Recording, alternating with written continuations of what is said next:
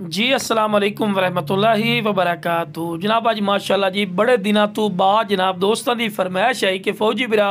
गब्बन पठ लिया दिओ जिहड़े दूसरे सूए दे विच होवे ते वड्डे पेट विच होवे। ते अज जनाब दोस्तों की फरमाइश पूरी की है जी। वड्डे पेट माशाअल्लाह बकरी लियांदी ने और दूसरे सूए दे विच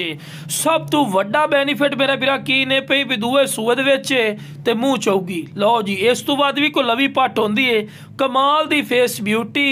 तोता फेस चंगी जालर कन्ना दे लापर जबरदस्त दोम सीधी मेरा बिरा कोई पॉइंट नहीं जिहड़ा घट होवे हर पॉइंट जबरदस्त ने वाइट अख दे विच ने और माशाअल्लाह कन्ना दे लापर बरीकी जबरदस्त मुँह चार दंद पूरी डिटेल नाल वीडियो नाल चेक करवा रहे हैं कि तुहानू अच्छी तरह इन्फॉर्मेशन होवे। ते लो बिरा हवाना चड्डा वेखो माशाअल्लाह कमाल दा हवाना चड्डा इसो बिरा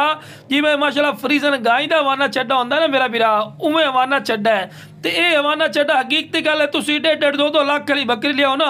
तो उस बकरी का हवाना चड्डा होंदा है जिहड़ा माशाअल्लाह इस बकरी का लगा हुए ने इंशाअल्लाह जिहड़ा बिरा दुध दे